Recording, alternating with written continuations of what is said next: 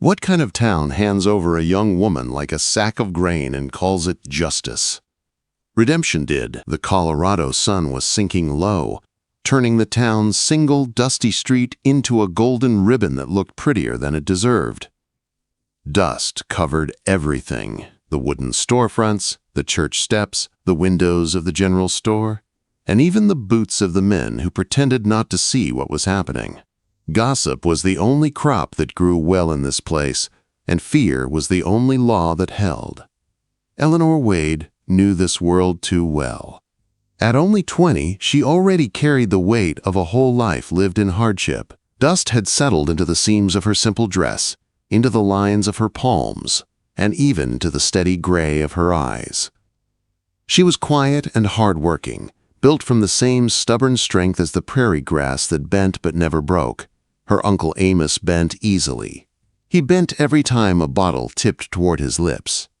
That evening, Eleanor sat by the glow of a small kerosene lamp, mending a torn sleeve. Her world was small: stitches, water buckets, coaxing wilted vegetables from their dying garden, and the tremble of hunger she'd grown used to ignoring. Her uncle had drunk away nearly every dollar she made. She didn't have much, but she had herself. Her dignity, her name, that was all about to be sold. The front door slammed open so hard, the hinges screamed. Amos Wade stumbled in with wild eyes and whiskey on his breath. There was something else in his expression. Something final. "Get your shawl, girl," he snapped, grabbing her arm hard enough to bruise. "Uncle Amos, you're hurting me," she whispered. "No time. Get up. I fixed everything." He didn't give her time to resist.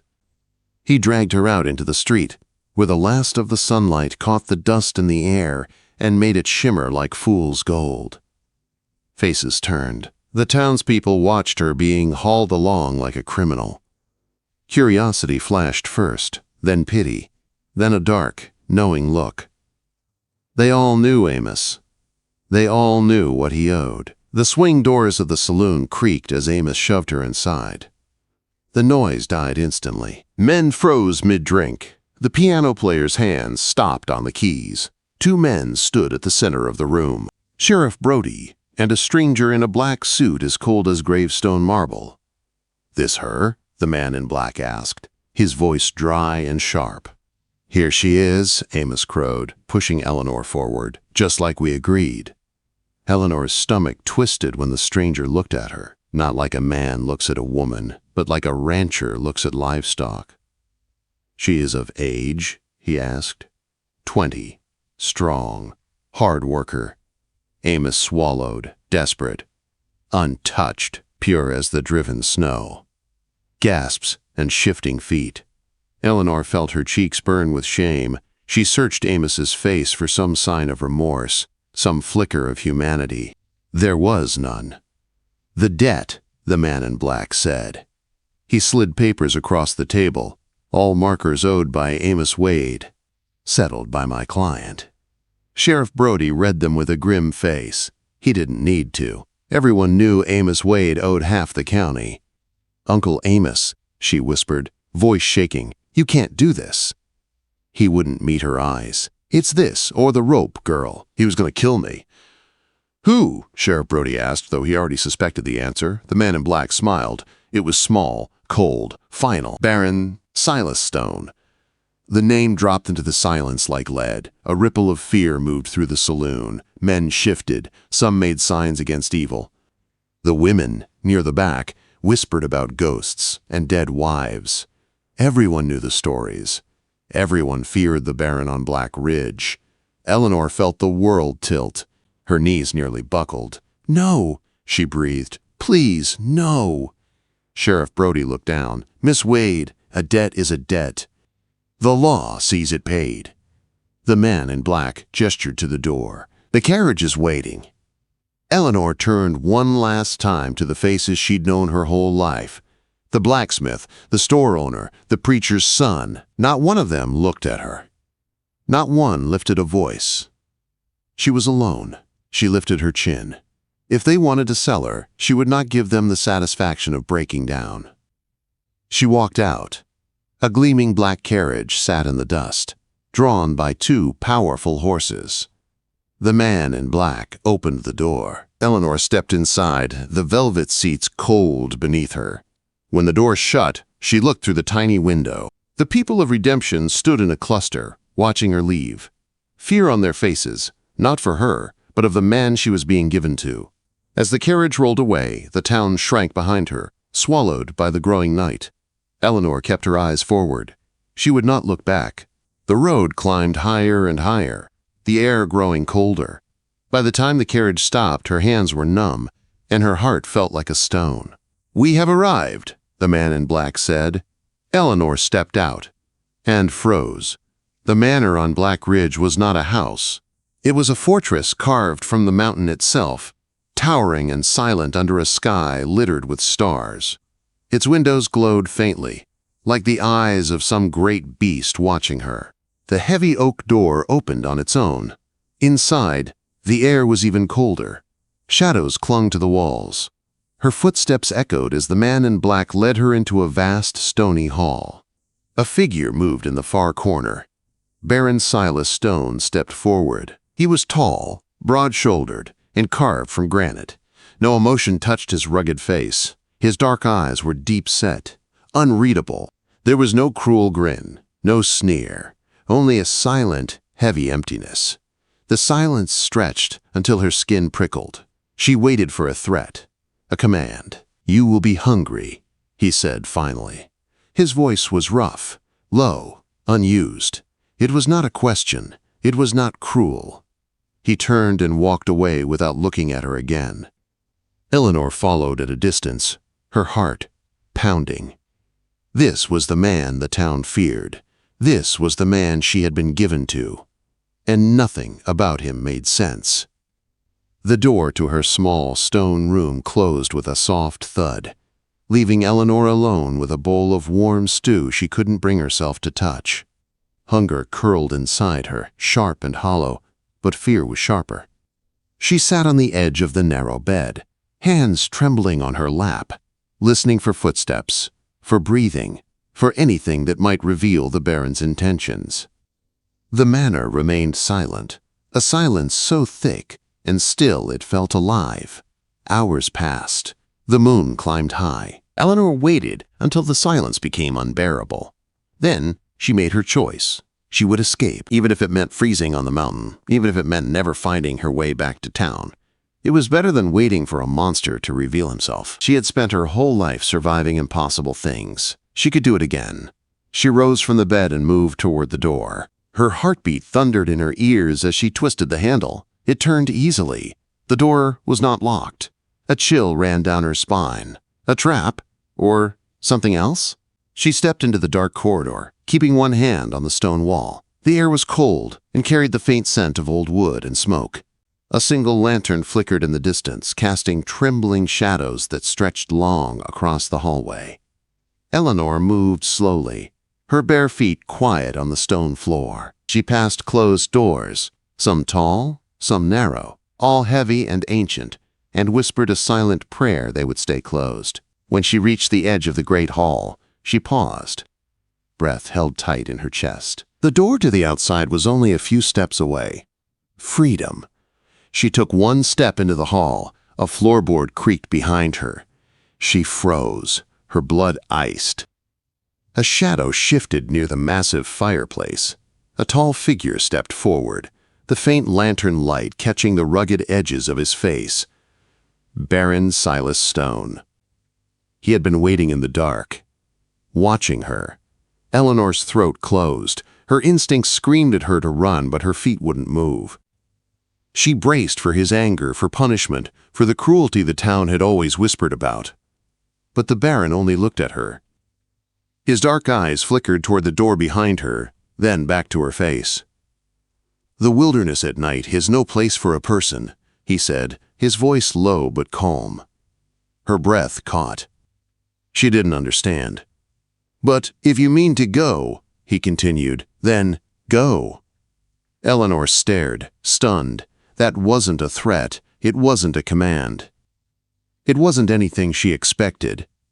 He nodded gently toward a side corridor. "There is bread and cheese on the kitchen table," he said.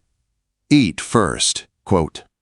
And then he turned away, disappearing into the shadows without waiting for her reply. Eleanor stood rooted to the spot, shaking from head to toe. The door was only steps away, unlocked. Waiting, but the Baron's words, simple, quiet, confusing, rose in her mind like a barrier stronger than any lock. If he meant her harm, why let her go? If he wanted obedience, why offer food? If he was the monster they feared, why speak with such quiet patience? Eleanor backed away from the door. Her legs felt weak, but she returned to her room, and for the first time since arriving, she shut the door on purpose. She did not escape that night. Days passed. The Baron did not summon her. He did not threaten her. He did not even speak to her again. She saw only the signs of him. The warm stew Martha brought 3 times a day, the extra logs of firewood that appeared in her room, her mended shawl folded neatly on her bed. Someone had sewn the torn corner with thick, uneven stitches. A man's stitches. Her breath caught when she saw them. He had entered her room only to fix something for her. Fear tangled with something else, something that unsettled her even more. A small seed of curiosity began to take root. What kind of man was he? When the wind grew fierce and cold, she woke to find a pile of kindling neatly stacked beside her hearth, and a small box of matches placed carefully on the mantel. The gesture made her chest tighten. It was the kind of thing a caretaker would do, a protector, a husband, yet he remained unseen. Eleanor explored the manor in her waking hours. The rooms were large and cold, lined with furniture covered in white cloths like ghosts. One corridor led her to a dusty library that smelled of paper and pipe smoke. She ran her fingers across the spines of books, untouched for years. Another day she found a long hall of shuttered windows and faded paintings of mountains and forests. And then she found the tapestry. It hung at the end of a forgotten corridor. The bottom edge wasn't dusty like the others. Something behind it had been disturbed. Eleanor hesitated, then pulled it aside. A door. A beautiful wooden door with an ornate brass handle. Her heart pounded as she turned the handle. Locked. She tried again. Locked tight. This door, hidden, protected, pulled at her curiosity like a thread she couldn't stop tugging. What was behind it? What secret did the Baron keep? A week later, after she saw Silas ride out at dawn toward the peaks, she dared to search his study. She moved quietly, careful not to disturb anything. Maps were rolled and stacked neatly. A pipe lay in a small dish. Papers were arranged in tidy rows. Then she saw the key. A small brass key on a ring of other old keys. Her pulse thundered. The key glinted like a temptation too powerful to resist. She took it. Heart racing, Eleanor ran back through the halls, past the cold windows and shuttered rooms, to the hidden corridor. She held her breath as she pressed the key into the handle's hidden lock. The door clicked open. Inside, the air was still and cool, carrying a faint scent of lavender and dried roses. Sunlight filtered through lace curtains. A brush, a perfume bottle, a gown of blue silk. This was not a dungeon. It was a room preserved in love. Eleanor approached the desk. A diary lay open. Mara Stone. Her breath trembled. She began to read. And the story, written by a dead woman, unraveled everything she thought she knew about the Baron. At first, the entries were filled with joy, tenderness, devotion. Mara wrote of Silas with deep affection, describing his quiet, steady love, the way he mended things with his own hands, the way he carried her to the windows to see the sunrise. Then came the loneliness, then the sickness, then the truth. Mara had died of consumption. Silas had not killed her. He had broken beside her. Eleanor closed the diary, tears burning her eyes. The town had judged him a monster. But he was something far more tragic. A widower who had kept his wife's room untouched because letting it go hurt too much. She placed the diary back and whispered into the quiet room, "I'm sorry." Everything had changed. Eleanor left Mara's room with the diary's truth pressed deep into her heart. The house didn't feel haunted anymore. It felt wounded. And the tall, silent man who lived inside it wasn't a beast or a captor. He was a soul cracked by grief, surviving only through routine and silence. Everything she had feared had shifted into something else, something heavy, tender, and confusing. She began to notice him more, not directly, but in the small ways he moved through the house. A mug left near the hearth, still warm. A faint scent of pipe smoke drifting from the library. The soft tread of boots in a distant hallway. He kept his distance, yes, but she could feel his presence like a steady heartbeat inside the stone walls. Then winter arrived, not slowly, but all at once, like the sky had exhaled a great white breath. Snow buried the mountain path. The wind howled through the ridges, and the manor became a world all its own. Eleanor did her best to help, carrying wood, lighting fires, sweeping snow from the steps. It was during one of these chores that everything changed. Her arms were full of chopped logs as she crossed the courtyard. The wind whipped around her. She stepped unknowingly onto a patch of hidden black ice. The world vanished from under her. She fell backward. Her head struck stone. Then, cold, deep, creeping, endless cold. She was drifting when she felt strong arms lift her out of the snow. Silas. He carried her inside like she weighed nothing. His face was twisted with panic. The mask of emptiness he always wore shattered completely. He laid her in his own room, near the warm fire, his hands trembling as he brushed snow from her face. The fever came that night. She thrashed through nightmares. Her uncle's grip, the saloon, the carriage, the cold stone of the manor. Voices twisted and merged. Shadows swirled. But through all of it she heard him, a low, steady rumble. I am not him. She felt a cool cloth on her forehead, a calloused hand holding hers. His voice breaking through her terror. You're safe. For 2 days he didn't leave her side. He fed her broth, gave her water, sat with her through the fever's worst moments. And for the first time in years, she felt protected. Fully, fiercely protected. When the fever finally broke, she woke to find him asleep in a chair beside the bed, his hand still loosely holding hers. Seeing him like that, strong and broken, proud and vulnerable, made something inside her ache in a way she had never felt before. He had lost his wife. He had nearly lost her, and she had never felt more certain of anything than she felt in that quiet moment. She did not want to leave him. She did not want to go back to redemption. She wanted him. Days passed as he healed. Then she healed, and the strange unspoken bond between them became something warm, something steady, something alive. They repaired the garden. They fixed the stables together.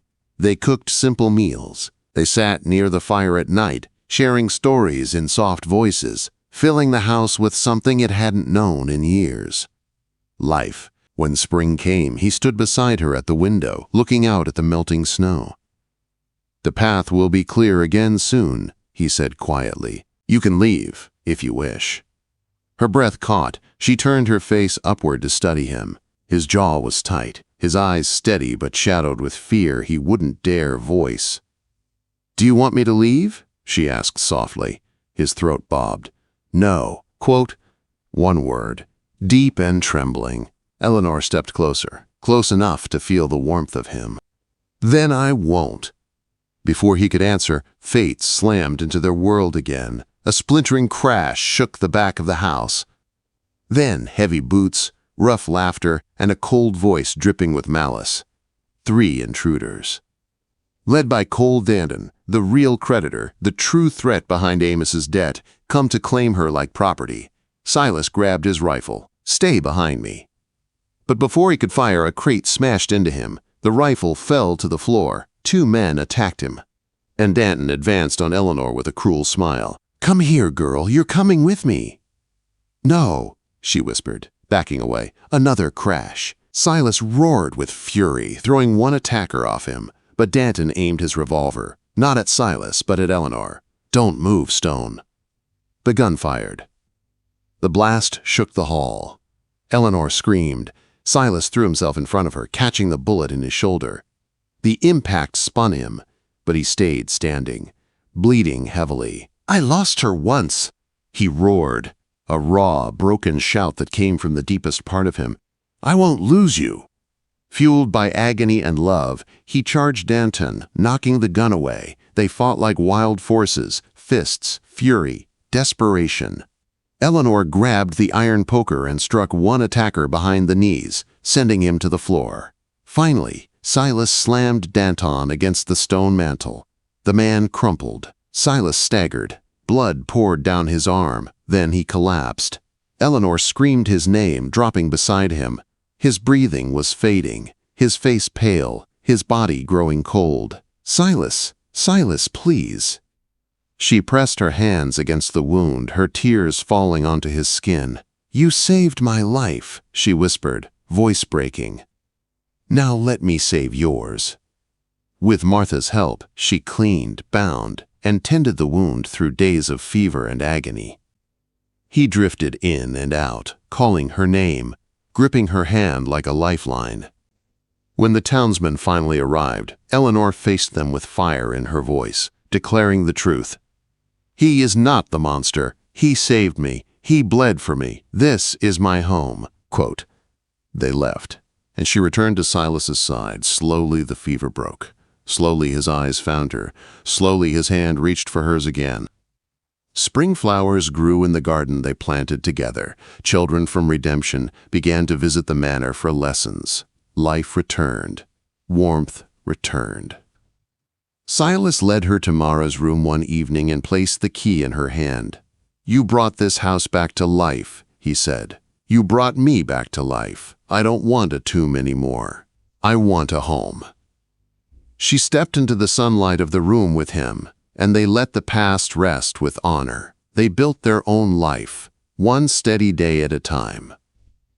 And one bright summer morning, standing beneath the wildflowers on Black Ridge, Silas lifted her hand and kissed her knuckles. "You are home, Eleanor." Her heart answered with certainty. "So are you."